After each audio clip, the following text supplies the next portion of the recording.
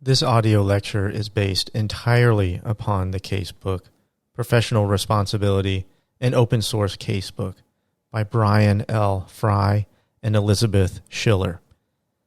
The casebook is licensed Creative Commons 0, no rights reserved. That means that the authors have explicitly disclaimed any copyright claim in all of the original elements that they created in writing this casebook, and have intentionally placed the casebook in the public domain. Much thanks is due to Brian and Elizabeth for writing this book and placing it in the public domain for everybody to use. In furtherance of this spirit of open source, I also license this audio lecture as Creative Commons 0, no rights reserved. I hope you enjoy. Welcome everybody to section 4 of the Practice of Law modules.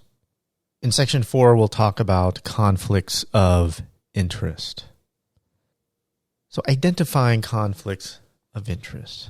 First we ask, what is a conflict of interest? Attorneys must always watch for and avoid conflicts of interest. A conflict of interest exists whenever an attorney may have to choose between the interests of a client and some other interest. Under the fiduciary duty of loyalty, attorneys must always put the interests of their clients before any other interests, including their own. Accordingly, a conflict of interest exists whenever the interests of a client differ from the interests of another client, the attorney, or a third party with a relationship to the attorney. Broadly speaking, there are 4 categories of conflicts of interest. That is, conflicts between the interests of a client and the lawyer's own interests, the lawyer's duties to another client, the lawyer's duties to a former client, and the lawyer's duties to a third person. The conflict of interest rules are intended to ensure that attorneys observe the duty of loyalty by preventing them from representing clients with competing interests. However, the term conflict of interest is hard to define with any precision, because the concept of a conflict of interest is both procedural and substantive, reflecting the intersection of formal rules and normative values. Not every formal conflict of interest presents a real conflict of interest. Some conflicts are trivial and do not create a substantial concern. Others are merely speculative and do not require analysis. Formally, a conflict of interest exists whenever an attorney's legal duties to a client actually or potentially conflict with the interests of the attorney, another actual or potential client, or a third party to whom the attorney has a legal duty. But substantively, perhaps not every formal conflict of interest should necessarily qualify as an actual conflict of interest. Many are trivial, and many more will never materialize. If a formal conflict of interest does not present a substantive conflict, is it really a conflict at all? Ultimately, the definition of a conflict of interest depends on the purpose of the conflict's rules. If the purpose of the rules is to protect clients from their attorneys, then perhaps the rules should be interpreted and applied literally in order to ensure that unscrupulous attorneys cannot avoid regulation.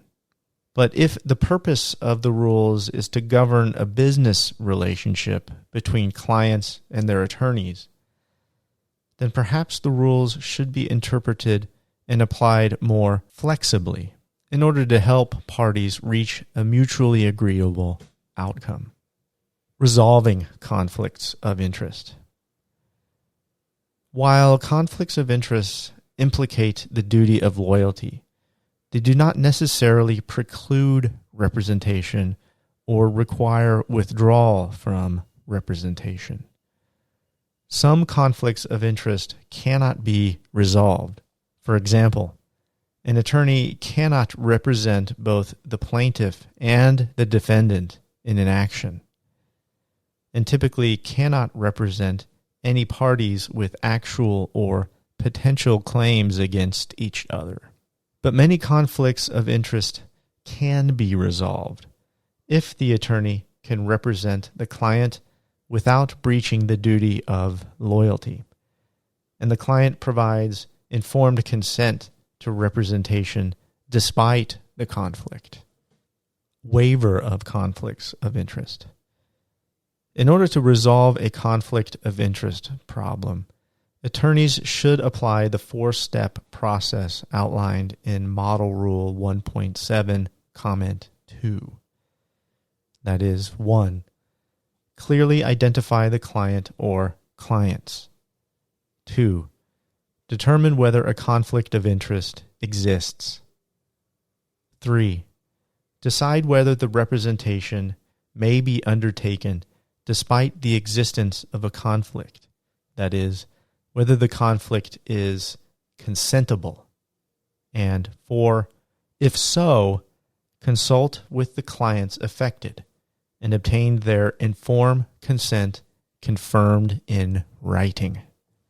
This process provides a framework for identifying, evaluating, and resolving conflicts of interest. Essentially, it requires an attorney to ask 1. Whether an attorney-client relationship exists. 2. Whether the attorney's legal duties to a client conflict with the interests of the attorney, another current or former client, or a third party to whom the lawyer owes a legal duty. 3.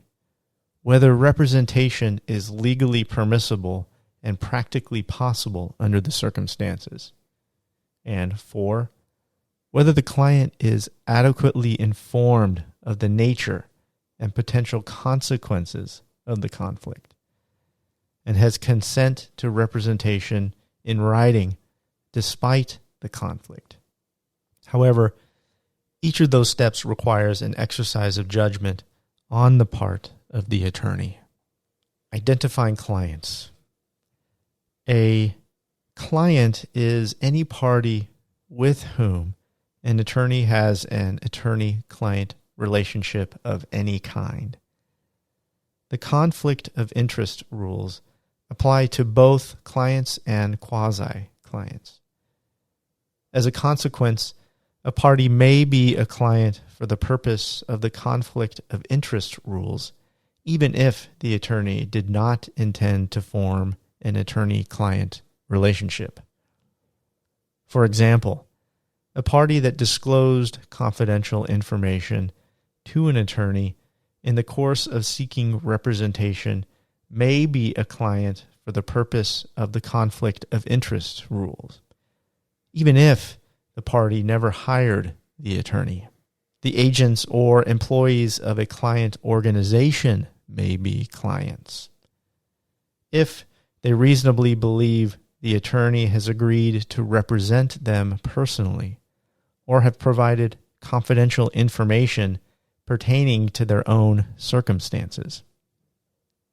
And a subsidiary of a client organization may also be a client if the attorney effectively represents the subsidiary as well as the parent. Identifying conflicts of interest. A conflict of interest exists if an attorney's fiduciary duties to a client conflict with the interests of the attorney, another current or former client, or a third party to whom the attorney owes a legal duty. In other words, if the interests of the attorney, another current or former client, or third party could provide an incentive for the attorney not to observe those legal duties to the client, then a conflict of interest exists. If the attorney could benefit from putting another interest ahead of the client's interest, providing less than candid and impartial advice, or using confidential information provided by the client, then a conflict of interest exists, whether or not the attorney ever has or would violate the fiduciary duties of loyalty, impartiality, and confidentiality. Notably, a conflict of interest does not require actual harm to the client, only potential harm. There is no such thing as a potential conflict of interest. A conflict of interest exists as soon as the potential for harm is created, whether or not the harm ever materializes. The risk of harm to the client's interests creates the conflict of interest. So the question is not whether a conflict exists, but how serious a conflict it presents. In some cases, the risk of harm may be too small to create a meaningful conflict, or an attorney's legal duties may themselves prevent the conflict from arising. But the conflict still exists. It simply is not a material conflict that requires an attorney to decline or withdraw from representation. The paradigmatic conflict of interest exists when an attorney represents directly adverse parties, or one client litigating a claim against another.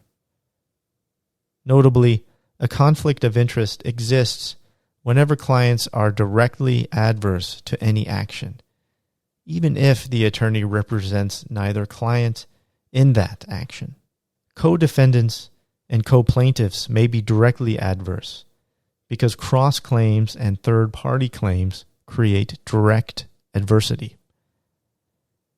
And potential claims may also create direct adversity, even if they are never filed. Accordingly, attorneys should be wary whenever they represent clients on the opposite sides of any transaction.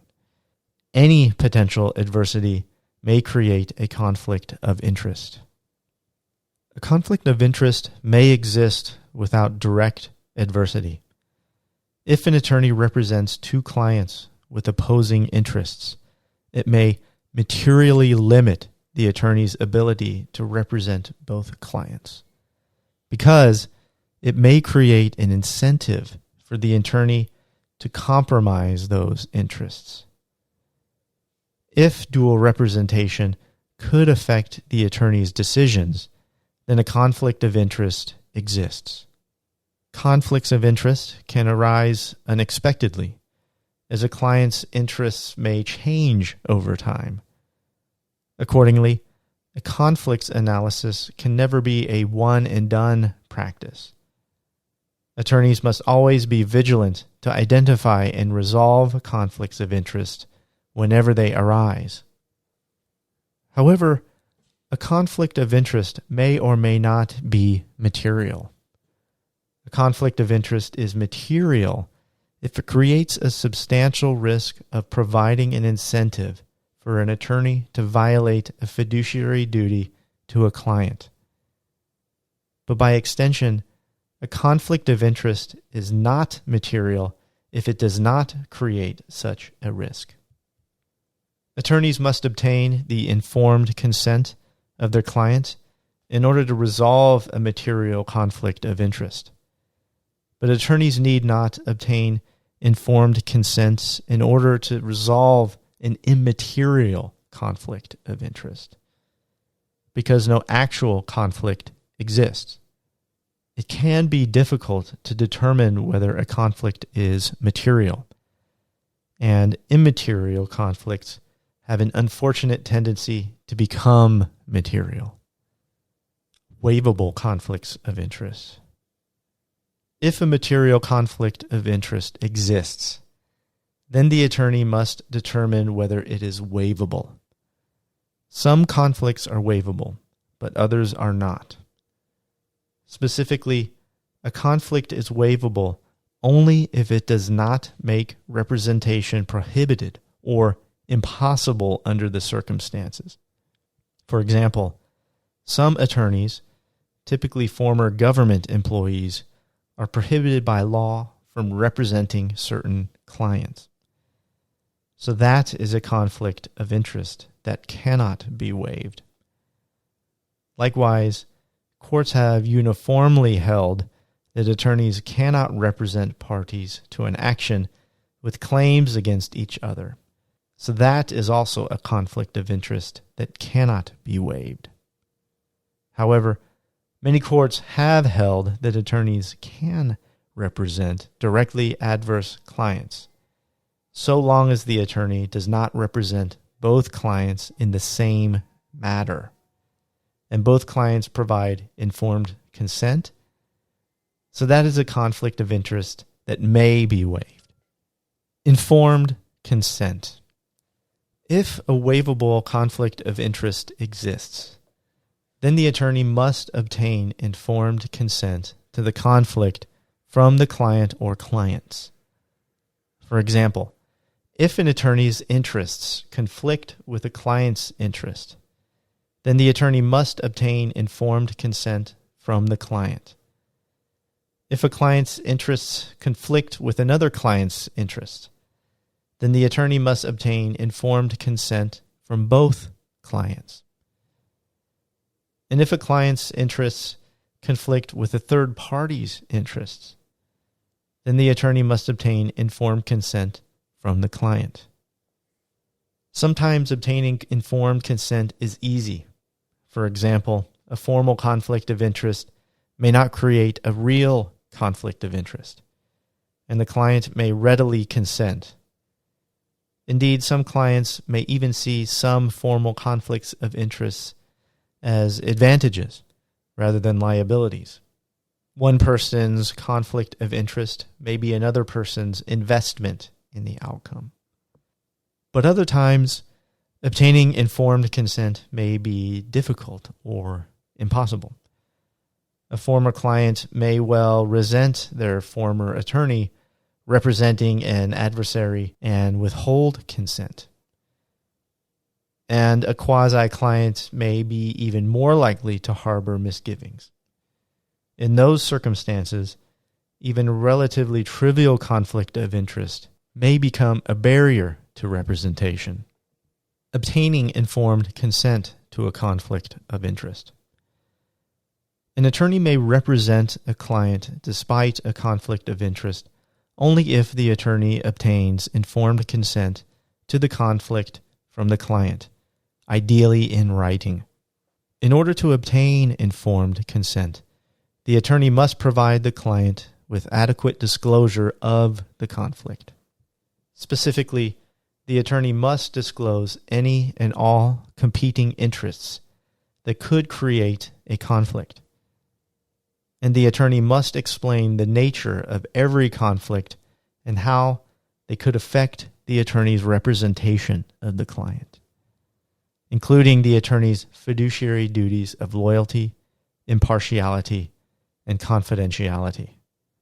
In addition, attorneys should, and often must, obtain informed consent to any conflicts before commencing representation, and typically cannot obtain valid informed consent when terminating representation.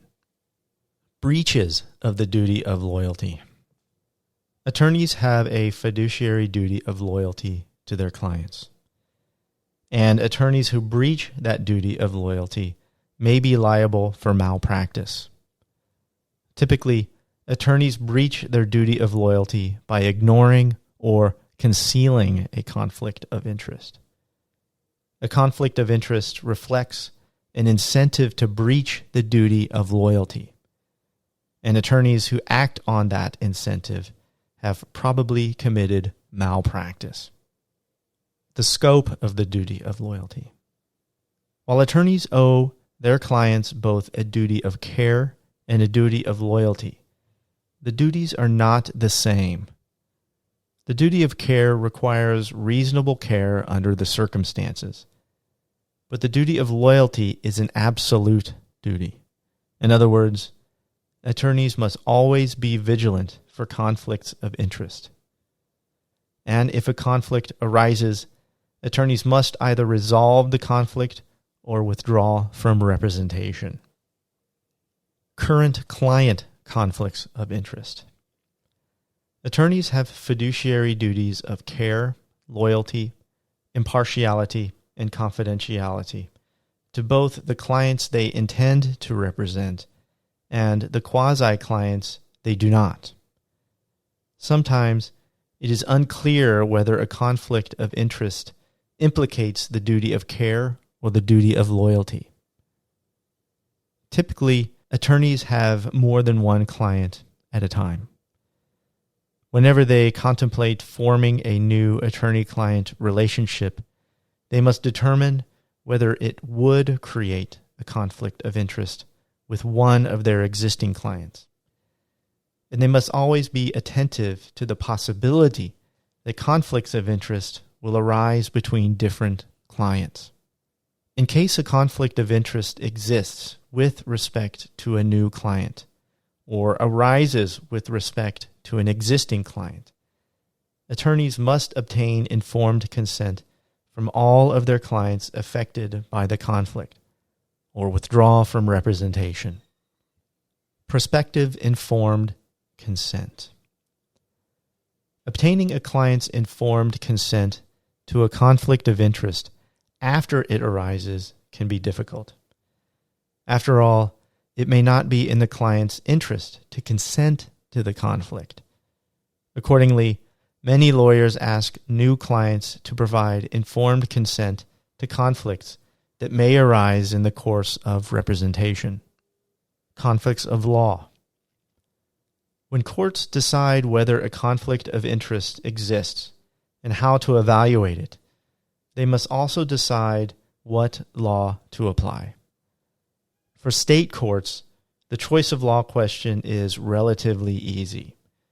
They must apply the state law governing lawyers, although they may refer to federal law and general principles in interpreting the state law.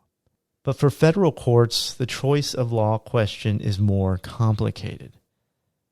They are necessarily reviewing the actions of attorneys who are members of a state bar and subject to state rules.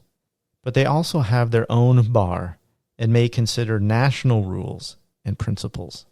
Accordingly, federal courts must decide whether to apply state or national law in determining whether a conflict of interest exists, and how to evaluate any conflicts of interest they find. Former client conflicts of interest. Attorneys have fiduciary duties not only to their current clients, but also to their former clients. While some of an attorney's fiduciary duties apply only to current clients, other duties survive the attorney-client relationship. For example, the duty of care typically applies only to current clients, although an attorney may also have a duty of care not to negligently harm the interests of former clients. The duty of loyalty applies primarily to current clients, but also applies to former clients in certain circumstances. And the duty of confidentiality applies with equal force to both current and former clients. Associational conflicts of interest. When attorneys are associated with each other in a partnership, firm, or similar organization, a conflict of interest affecting one of the associated attorneys may be imputed to the other attorneys who are members of the association. For example, associated attorneys typically may not represent clients with adverse interests, just like individual attorneys may not represent clients with adverse interests. Associated attorneys may not represent new clients whose interests are adverse to the interests of a client of an associated attorney. And if the clients of an associated attorney develop adverse interests, the attorneys may be required to withdraw from representation. Conflicts of interest do not necessarily preclude representation. The clients of associated attorneys may provide informed consent to representation despite the conflict, just like the clients of individual attorneys. Often, the clients of associated attorneys have conflicts of interest relating to the duty of confidentiality. If the conflict in question can be resolved by informed consent, associated attorneys often can avoid violating the duty of confidentiality by adopting screening procedures that prevent attorneys representing one client from accessing confidential information provided by the other client. Specific conflicts of interest. Under the model rules of professional conduct, special rules govern the attorney-client relationship in specific circumstances and define obligations imposed by the attorney's fiduciary duties. Attorneys may engage in financial transactions with their clients only if the transaction is fair and reasonable to the client, and the attorney obtains the client's informed consent to the transaction in writing. But Rule 1.8 also imposes another specific obligation on attorneys in relation to other potential agreements and transactions with other clients. For example, it requires attorneys to obtain informed consent before using confidential client information to the detriment of the client, and limits the ability of attorneys to receive gifts from or make loans to their clients. And personal conflicts of interest. A romantic relationship between lawyer and client can involve unfair exploitation of the lawyer's fiduciary role, in violation of the lawyer's basic ethical obligation not to use the trust of the client to the client's disadvantage. In addition, such a relationship presents a significant danger that because of the lawyer's emotional involvement, the lawyer will be unable to represent the client without impairment of the exercise of independent professional judgment. Moreover, a blurred line between the professional and personal relationships may make it difficult to predict to what extent client confidences will be protected by the attorney-client evidentiary privilege, since the client confidences are protected by privilege only when they are imparted in the context of the client-lawyer relationship. However, romantic relationships that predate the client-lawyer relationship are not prohibited. Issues relating to the exploitation of the fiduciary relationship and client dependency are diminished when the romantic relationship existed prior to the commencement of the client-lawyer relationship.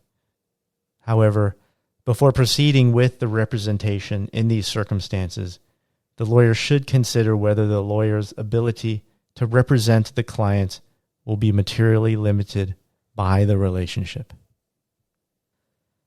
Thank you, everybody. That's all I'd like to talk about in this section. Take care.